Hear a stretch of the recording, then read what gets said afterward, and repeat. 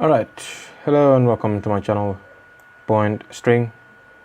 And today I have another tutorial for you. The previous tutorials that I already did, I didn't say much there. It was mainly just videos with songs, the backgrounds and with the instructions following, but I decided to create a more detailed video this time so I can explain to you guys so you guys can mainly understand. So you tell me whether or not you like this style of video or you prefer the other types that I have in my channel.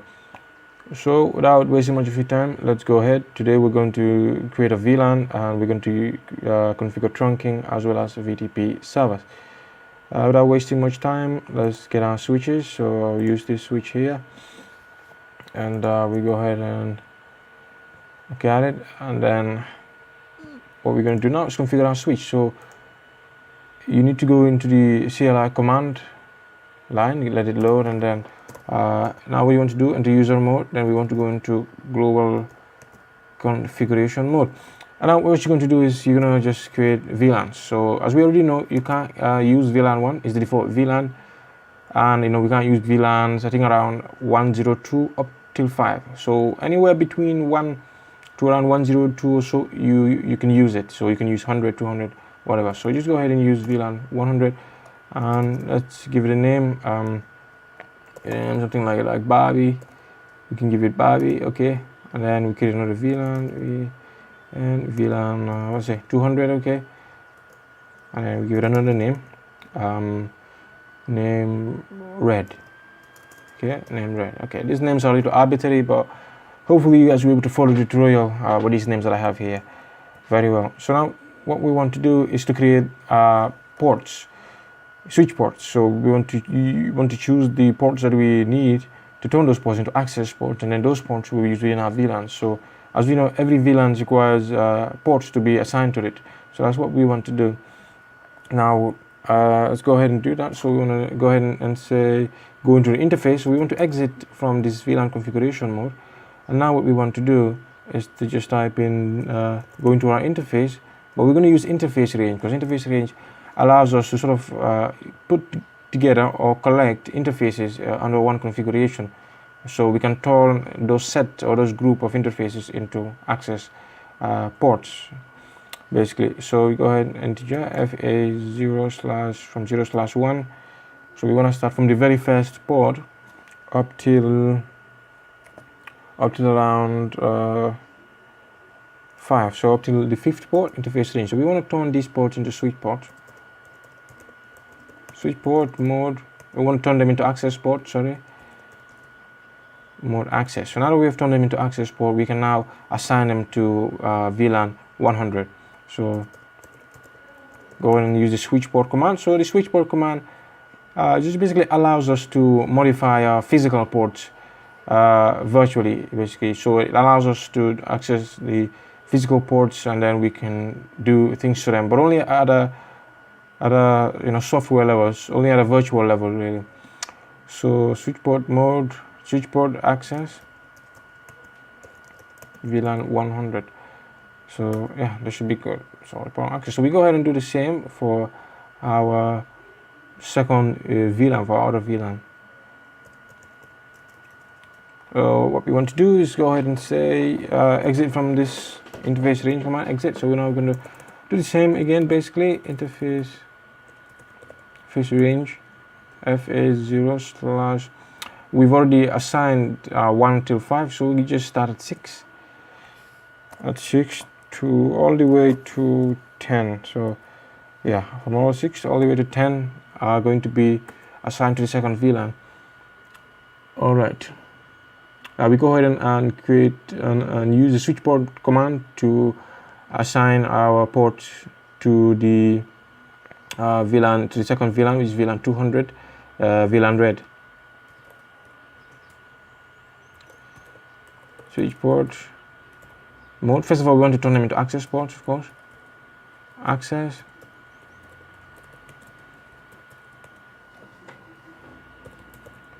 This is VLAN 200. So now we are hoping our VLANs have been created and our switches have been assigned to those VLANs. So let's go ahead and say do show VLANs, and let's get this thing guy here. So we can see that our default VLAN has the rest of the ports, and our VLAN Bobby here, which is VLAN 100, has the first 5 interfaces, and our second VLAN red, has the remaining 5 VLANs. So that's great. Everything is working fine in this moment. So now what we want to do, we want to close this.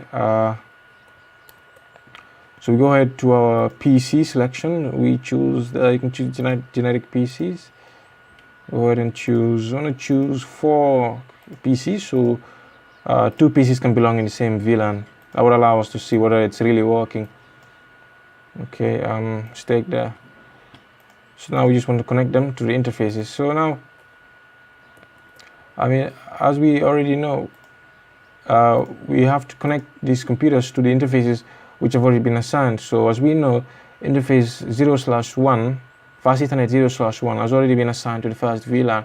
So we go ahead and connect it there. And then our second PC1 here, we also go ahead and connect it to fast Ethernet 02. So from that we know that they should be in the same VLAN. And then PC2 here, well, we can connect it here, but then it will be in the same VLAN with the PC0 and PC1. But we do not want that. We want 2 VLANs, and each VLAN should have 2 computers. That's what we want to be able to do.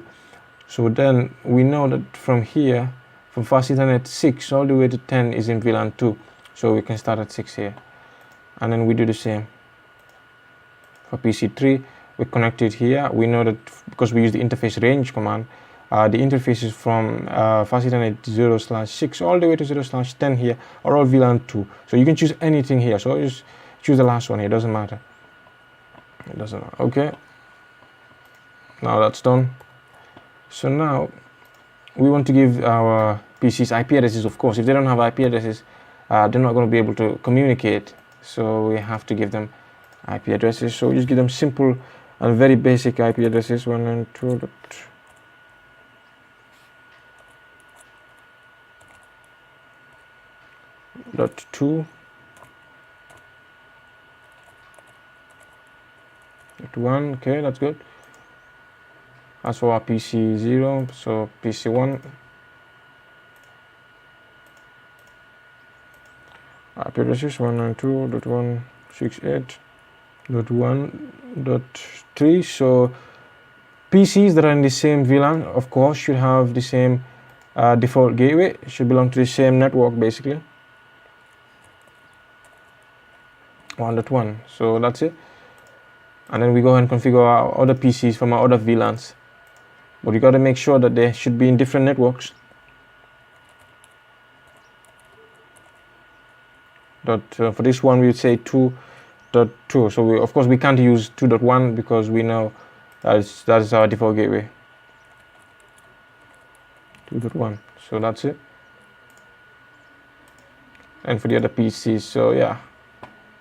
Sometimes things like this can just get very tedious and very difficult to do, very annoying really, but you know, as network administrator, these are some of the things that you're going to have to do. But once you do them one time, you do not have to do them again. And you can also use DHCP servers as well if you feel lazy about typing all these all these IP addresses in. That one. And that's it. So let's go ahead and fast forward the time, and let's see. So PC0 and PC1, it should be successful. Yes, it is successful. You can see it right here, successful. And what about PC0 and PC2? It shouldn't be successful, of course, because they are in different VLANs and they're in different networks, so not going to be possible. They can't communicate at all. They're in separate broadcast domains technically, but PC2 and PC3 of course should work. And yes, you can see it here. So yeah, so we have our VLANs working. Our VLAN is working very well, but then now what we want to be able to do, we want our VLANs to span across multiple switches. So if for instance we have another switch here, let's bring the same exact switch here, we want the VLANs in this area here to be here, to appear here, to span across this switch and this switch, so that we could just use it in this switch without having to create the same VLAN again and go through the whole process. So that's why we have what we call VTP servers. VTP servers basically allows us to do that. So for VTP server to work, we're going to have to create a trunk port here, because that trunk port will send the information across to the second switch. So we have to then find an interface which has not been assigned yet. It has not been assigned to a VLAN yet.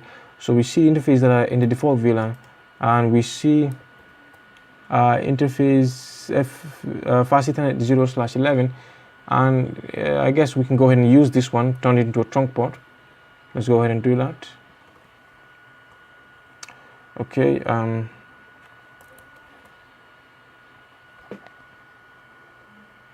Interface 0/11 port more trunk, so we turn it into a trunk port. So now interface FA 0/11 has now been turned into a trunk port, basically. Now that's it. So we go ahead and get out of here. So now we want, okay, my ports are not showing, so let's just go ahead and look within our preferences. There's an option here, preferences. We want to show our port labels here. So all right, so now we can see our ports are showing. Go ahead and spread this out a little bit like this. Okay, up here. All right, so now we're going to use our crossover cable, this cable here, and we're going to connect it into the trunk port. So we know that fast Ethernet 0/11 is our trunk port. So we connect it from trunk port here all the way to, we can use any port here really, it doesn't matter, we haven't created any VLANs here. So let's just say fast Ethernet 0/1, no problem. So now what we want to be able to do is to go into our switch now. So now we're going to create our VTP server. Let's go ahead. So the VTP server, as I've already said, will allow the VLANs to then move to that other switch, and then we can use those same VLANs. So we now want to say VTP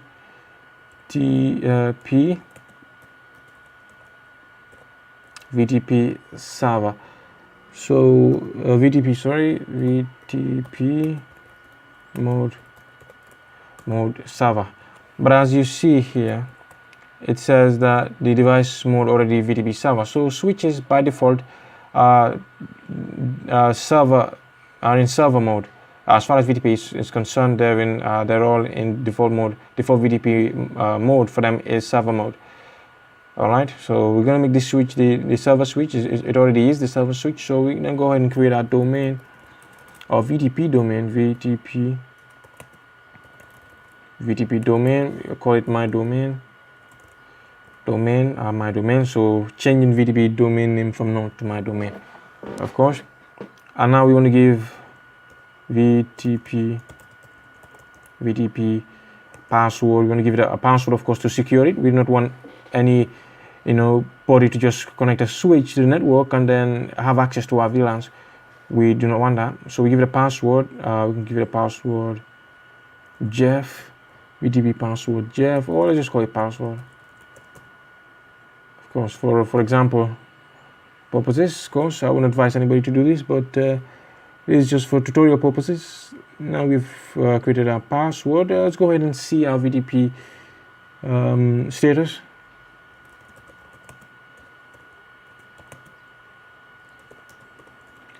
Do show VTP status. So in our VTP status, we can see it starts here. We can see the VTP version and the maximum VLAN supported locally. So this is the maximum VLAN. So if you had any more VLANs then that go across these maximum supported VLANs, then well, you can't use VTP. VTP will not allow your VLANs to span across more than 255 VLANs. So you will be out of luck there. But I don't know in what scenario you would want to, or you'd have 255 VLANs. That seems like a lot. But then the number of existing VLANs is 7. Of course, I have 7 VLANs. Some of them are didn't created, as I said. Some of them are default. VLAN 1 is default, as VLAN 102, 103, and so on. And operating mode is server, domain, name my domain, and so on. So we've already created our server VTP, and it seems to be working quite well. Let's go ahead and close this.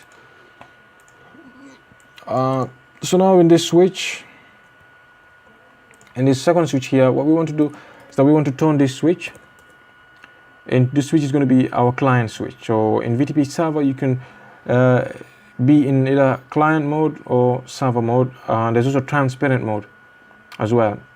So for this switch here, we're going to use client mode, so that if this guy's client, he would then get in the VTP information from the server, from the server VTP, and when it gets that information, it then establishes those VLANs within itself. So this is how it all works. We're going to say config key, go into our global configuration mode, VTP mode is going to be CLINT, client mode, VTP mode changed, VTP domain. So the domain has to be the same. If it's not the same, then it won't work, guys. And then we want to use the same password.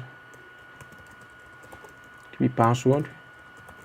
I remember it was password. Yes, it is. Setting. If you want to check the VTP password in case you forgot, you just go ahead and say to show VTP password, and you can see the passwords right here. Anyhow, let's move on. So I think we have set everything by now. Let's check the status to show VTP status, so we can see version 2 and everything like that. We can see that the number of existing VLANs is 7, so it is the same. But let's go ahead and check the VLANs that we have. Let's exit this mode. So show VLAN. So we can see that the VLANs Barbie now and Red are now available in this switch as well. So we can then just, all we have to do at this moment, all we have to do is to just assign the switches we want using the switch port command, and assign those switches to those VLANs, to those VLANs now. That's all we have to do, basically. So that's all about it, the VTP server. And I might make a part 2 video where I'll assign these ports to the VLANs, and then we then test them out and see what it all actually works. But yes, it should work once you assign these ports to these VLANs. It should work. So thank you very much for watching this video. You go ahead and like and subscribe, and if you need a part 2 on this, I will get to it later on. All right.